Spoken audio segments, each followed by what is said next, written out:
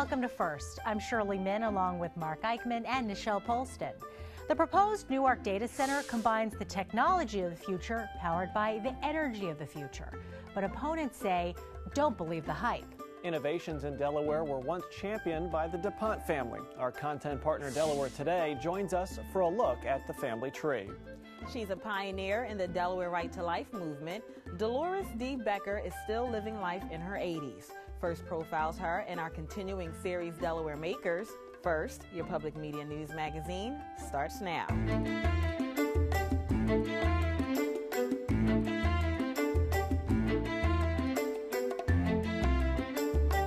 Hailed as cutting-edge technology, the proposed standalone Newark data center on UD's Star campus has been a lightning rod for controversy. While there's support for the jobs the data center will bring, it's the natural gas-fired power plant that has some Newark residents fighting to kill the project. In our first look, you'll hear from both sides as we report on where things stand.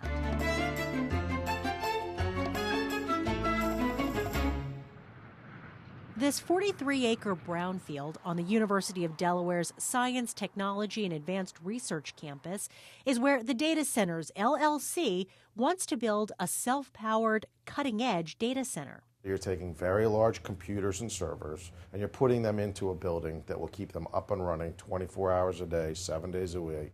Electricity is the biggest expense, but instead of relying on fluctuating power from a traditional power company, Brian Honish, Executive VP of Sales, says the data center will generate its own consistent source of electricity by building a 279-megawatt combined heat and power plant, or CHP, on site. We're going to be creating our own power from our natural gas turbines, then our steam turbines, our steam chillers. We'll be using all of that by ourselves to support ourselves.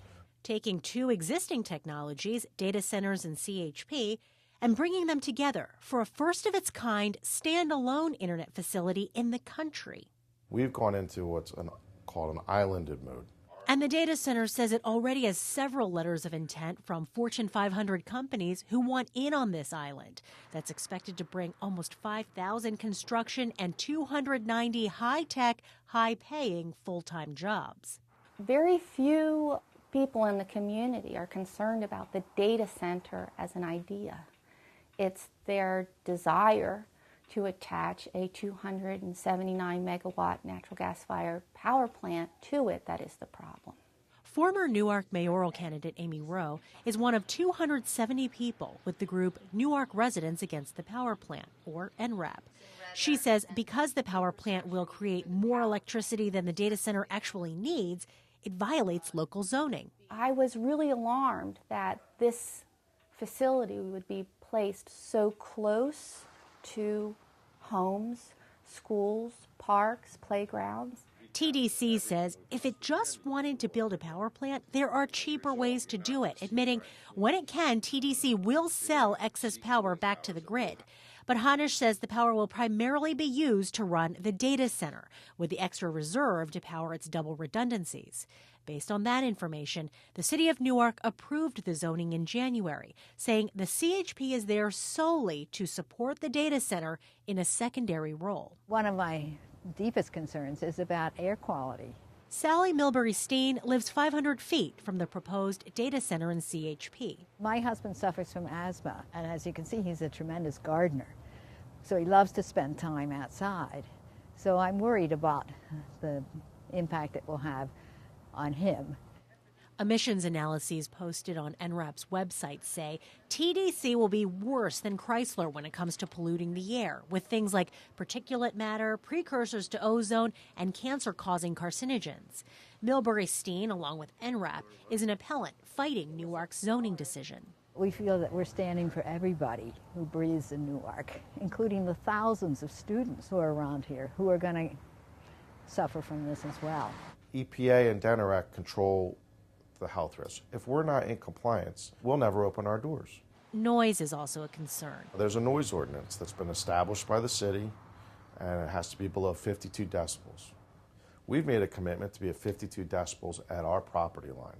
Additionally, Honish says TDC is going to put up a wall and a noise barrier around the perimeter. Brian Honish says the data centers scouted 40 different locations in 5 different states before deciding on the Star campus. But Honish adds he never expected this kind of pushback from some residents. We're going to be paying more taxes than Chrysler ever did. So we thought everything was positive. The city was very excited about it. The state was very excited about it. Unfortunately, some mistruths have gotten out there and they've become more of the norm. If they didn't have to build a power plant, we could go back to our normal lives. Newark's Board of Adjustment has since upheld the city's zoning ruling, allowing the data centers to move forward. Amy Rose says NRAP is considering next steps, which could include appealing the board's decision in Delaware Superior Court. And so, Shirley, it seems like the ball's really rolling in favor of TDC. Is there a chance this doesn't happen? There is that chance, Mark, but it seems pretty unlikely. And at this point, let's assume everything moves forward. TDC hopes to start demolition next month with the hopes of opening its doors in the summer of 2016. Also, TDC says it has plans to build 20 other standalone data centers across the country. And so the residents are concerned about pollution, they're concerned about the noise from this power plant, but they're also concerned about the look of it and these cooling towers that will be kind of visual pollution. Yeah, and look, DENREC determines the height of those towers. Brian Honish with TDC says he estimates the height will be 120 feet. And just for a frame of reference, that water tower on the Star campus, that is 150 feet. And so instead of building a power plant, they're on the Star campus right next to Bloom Energy, which is building these Bloom boxes. Why don't they use those to power the data center instead of this power plant? And that's a great question, and a lot of the Newark residents are asking that very same question. Brian Honish says TDC looked into using the Bloom boxes instead of building a CHP, but that the data center would require so many Bloom boxes to run it, it would be cost prohibitive for TDC. All right, Shirley, thanks so much. And we will continue to follow this debate online at newsworks.org/Delaware. Coming up on First, Dee Becker still has the same passion well into her 90s that she did when she founded the Delaware Right to Life movement. More in our Delaware Makers segment and First Experience.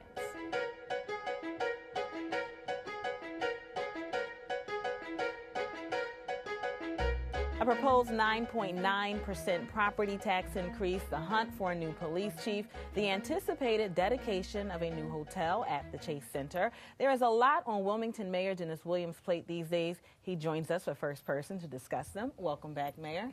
Thank you. It was a pleasure to be here. Yeah, well, let's start with the property tax hike. You explained during your State of the City address why the increase is necessary.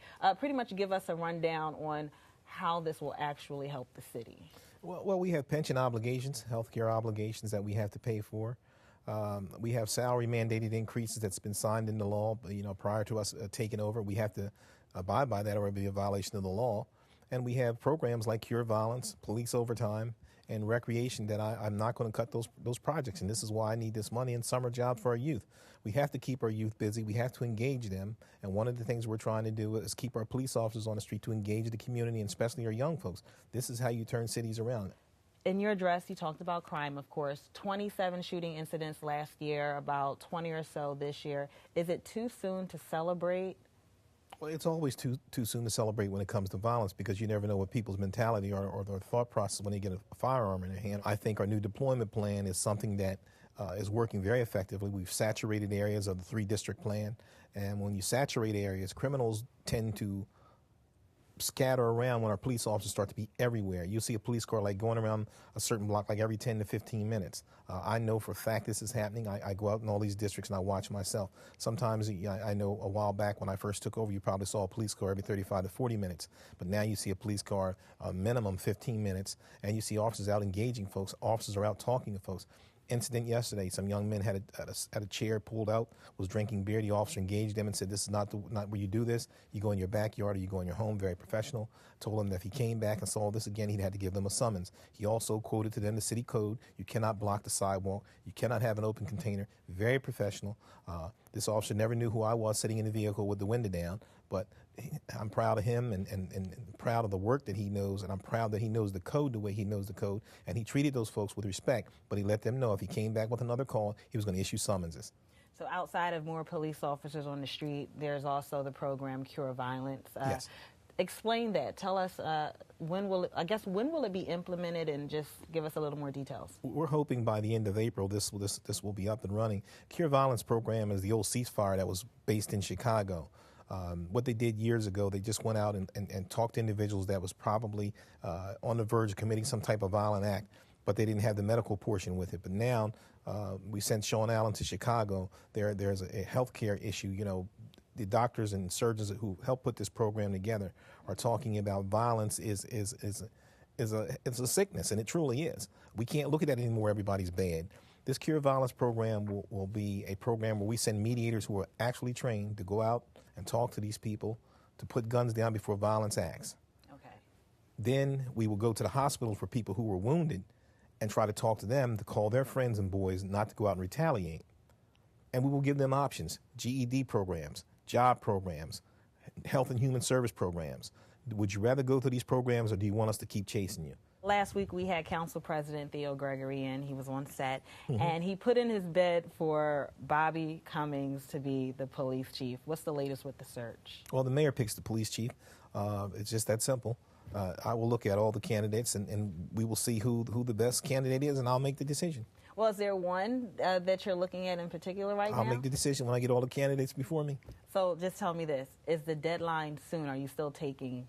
There'll be a chief by the first week of May. Okay. All right. Well, that's fair enough. Now, since we're on the subject of the police department, you critiqued the department about a year ago, last year.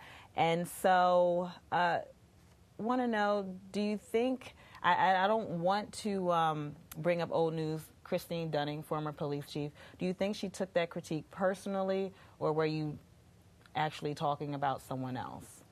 Christine Dunning is a good police officer, and I do believe when she retired, I think she felt that it was time to move on. Being a professional athlete and a professional police officer, you know when it's time to move on. Myself, I knew when it was time to move on. I felt I had outgrown some of the things that I was doing. She knew it was time to move on. There was a tsunami of problems. Me and her both faced. I got in, took over, made her police chief, and it seems like all hell broke loose. Can I say that on the air? Yeah, you can say that. Well, everything broke loose, and me and Christine, it was like we were holding it. You know, we were. She had one hand on the side of the water. I had my hand on the other side, and we were figuring out how are we going to get out of this. And we came to some conclusions, and we did slow down some violence, but then it perked again. Then we knew we just had to make some wholesale changes. And, you know, I talked to her on the telephone late at night, and she was frustrated, I was frustrated. And, you know, we had a conversation one day, and she came into my office, and that was it. You know, it's time to put her papers in, and she felt that she was ready to go. Okay. Well, let's move on to the local economy. We have a new housing project coming up. The Westin Hotel at the Chase Center is set to open. Tell me about this housing project. It'll obviously create more jobs, and so I know many people are excited about that. Well, this housing project that's going to be done on the west side of Wilmington, there's 450 houses that's going to be built. This is the biggest housing boom since World War II.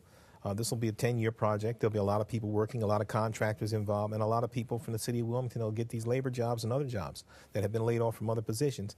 The Westin Hotel is here. It should open up in April. It'll be connected to the Chase Center, which is great. And I'm not going to sit here and gloat over it. You know, I didn't support the bond for that on the first time around because I was concerned if it failed, the city residents would be on the hook for $1 million bond. You know me, I'm straight shooter. But I'm proud that Mike Brzezicki and other folks convinced the city legislators to put this bond up for the building of this hotel. Now, I think it's a positive thing. Wilmington Mayor Dennis Williams, thanks for joining us. We'll look forward to you being here again in a few months. For those of you at home, this interview can be found online on newsworks.org/Delaware. Just look for First Person when you click on the box in the upper right corner.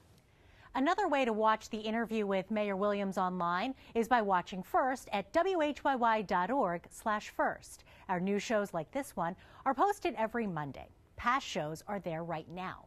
You can also watch First with Comcast On Demand. For more than 200 years, the DuPont family and the DuPont Company have made Delaware and America what it is today. That history is detailed in the pages of this month's Delaware Today magazine. We teamed up with our content partner to examine how the family and the company have impacted the state.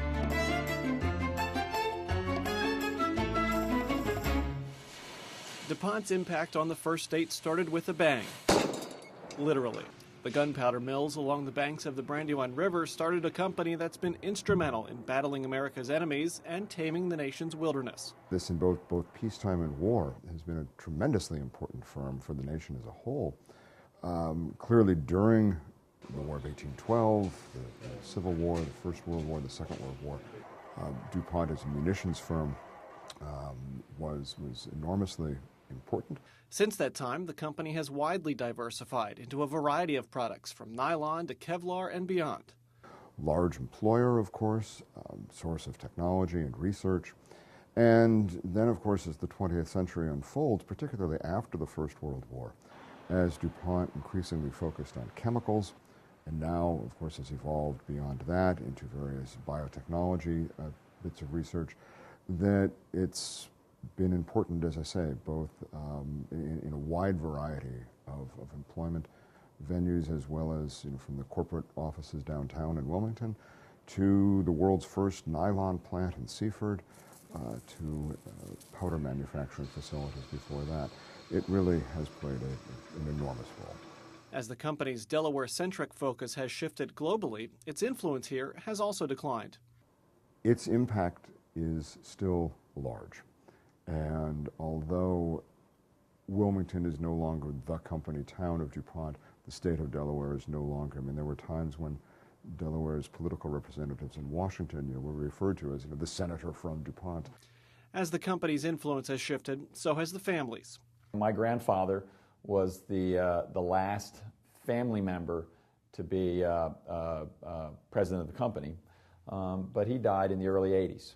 Former State Senator Charlie Copeland now heads the Delaware Republican Party. He's one of more than 3,000 living descendants of Pierre S. DuPont. The family's philanthropic role in the state goes way back, from T. Coleman DuPont funding the construction of Route 13, DuPont Highway, linking the state from north to south, to P.S. DuPont paying for the construction of 89 schools for African American students throughout the state. The family's cultural legacy still stands.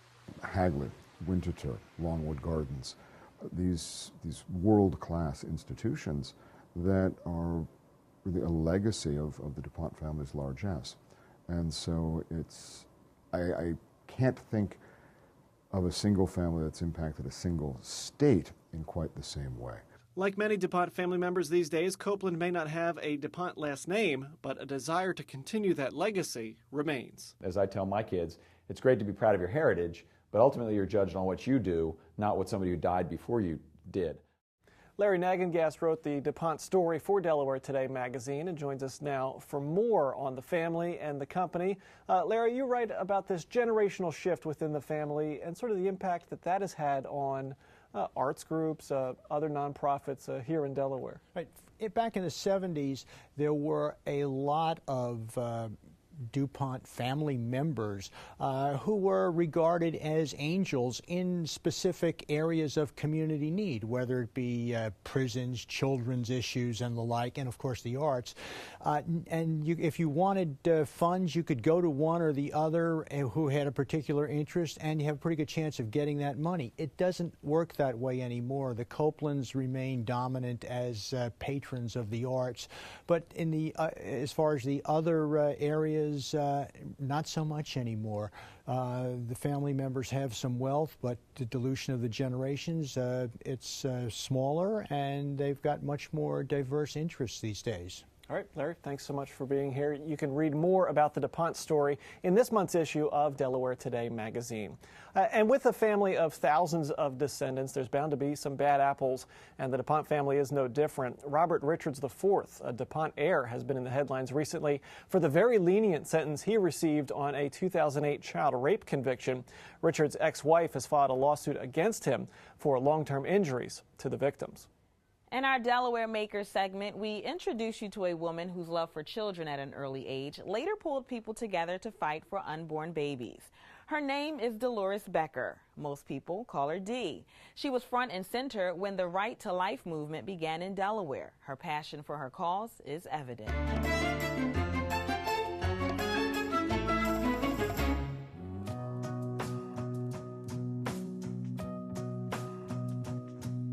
Well, I always was crazy about babies when I was little, and when I was a little girl, but I always did. I liked babysitting, and I was just one of two, and we were 8 years apart. So I just liked being around babies. So when I got married, people would say, oh, you know, when are you going to, oh, anytime the Lord thinks I'm ready for one. It was great. It was great. I did. We had, and I have like 3 sets. It seemed like every time I was putting the youngest one in kindergarten, I was pregnant with the next set. But no, we have 4 girls and 3 boys. Couldn't believe I was going to live in a state where they were going to kill babies. I just couldn't believe it. I got interested when I heard that there was going to be an abortion bill in Delaware, and that was 1969.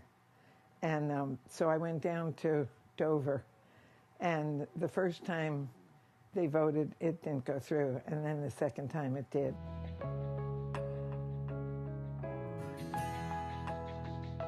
The only thing that we had then that I wanted to be a part of, the movement, was birthright.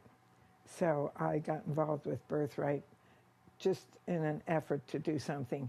Well, then when the Roe v. Wade decision came down in January 22nd, 1973, I started with the encouragement of my pastor that I should start a state group. We had our first meeting May of 73 down at what was then Wilmington College. And it was very hard in the beginning, because the people were not with me at all. You know, the people are very nice and very cordial now, and they just understand. They just needed a total understanding of what pregnancy was. I mean, they used to debate me. The feminists used to debate me. They stopped debating me when I kind of made a joke out of it all, I guess, because they'd say it's just a blob of protoplasm. And I answered it one time by saying, I'm still a blob of protoplasm. I'm a lot blobbier now than I'd like to be. I introduced my first bill in the spring of '73, and it was that Delaware would support a human life amendment. And they couldn't believe me that I got it through, but I made it a resolution. We were like the 11th state to get that through. And it's funny because Joe Biden is not pro-life, and he carried the resolution to Washington and put it in the Library of Congress. My mailbox over in Northminster was blown up about 3 times, and the neighbors were getting upset. One of the neighbors said, I hope they don't pick the wrong house. And I said, don't worry. And I had an ice ball. We had an ice snowstorm. Came through my one of my windows one night, and things like that. It was rough in the beginning. I never, ever thought of quitting. I never gave up, you know. God knows what he's doing when he puts me with some. They said the way to be a success is to surround yourself with intelligent people. Well, I did. Despite Becker's age, a broken neck injury she suffered last year, and limited mobility, Dolores still makes it to many Delaware Right to Life functions. She also tells me to date she has 16 grandchildren and 12 great-grandchildren. If you have an idea of a woman to profile in our Delaware Makers series, we will love to hear from you. 20 years ago, Rick Kirk decided office work wasn't for him, and what started out as a hobby has become his life. Rick makes custom furniture in his Wilmington shop. First Experience introduces us to Rick and his beautiful work.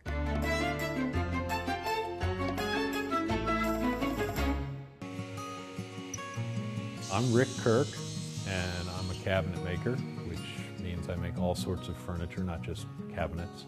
I started out about 20 years ago doing this. It was a hobby, and I decided to make it into a career. Did office work for about a dozen years and was fairly bored, and was looking for something more creative to do. And so it started out as a hobby in my basement. I enrolled in the woodworking program up at Bucks County Community College, and been doing it ever since. Most of what I do is, it's like putting on a different suit of clothes.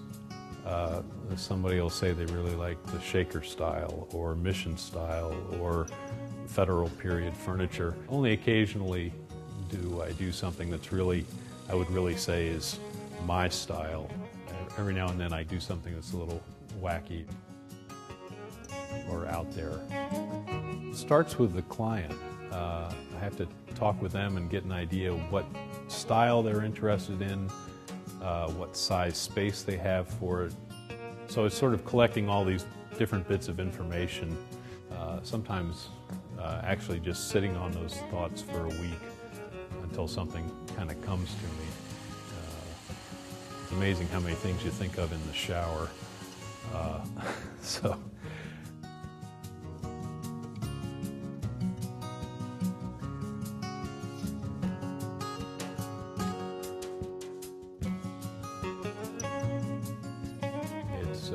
Kind of like a puzzle sometimes, figuring out how to make the different parts work together. You have to think in 3 dimensions, which is good for your brain. Sort of the standard are the pieces that you'll see at Winter Tour that are 200 years old, even with the shrinking and swelling of the wood and the passage of time, it still all holds together. So that's sort of the standard that's been set, and you work towards that. I guess I hope they appreciate that I put some effort into it and tried to make it as best I could. The one nice thing is that you know that long after you're gone, there'll be something of you left behind. I suppose we all want that, and my medium is wood. Rick counts Henry B. DuPont IV as a customer, and we thank Mr. DuPont for letting us into his home to film. You can get more information on Rick and see examples of his work when you visit his website, kirkcustomfurniture.com. Next week on First, we look ahead to the 60th anniversary of the landmark Brown versus Board of Education. Its impact on Delaware is still being felt. And the supernatural have taken over the Lewis terminal of the Cape May Lewis Ferry. But don't worry, they still seem very friendly. And before we go, take a look at this envelope. We get a lot of press releases and other mail here, but this envelope really caught our attention. It's for the Delplex 2014 Stamp Show, sponsored by the Brandywine Stamp Club. It takes place on Saturday, April 12th at the Nurshine Center on DuPont Highway. We'll put up the information on the Newsworks art calendar, but the envelope, very interesting, very meta for a stamp collecting group to send an envelope with 8 different stamps on it. Maybe part of a new feature, Things That Caught Our Attention. That is First for this week. For Shirley Min and Nichelle Polston, I'm Mark Eichman. Thanks for watching and have a great week.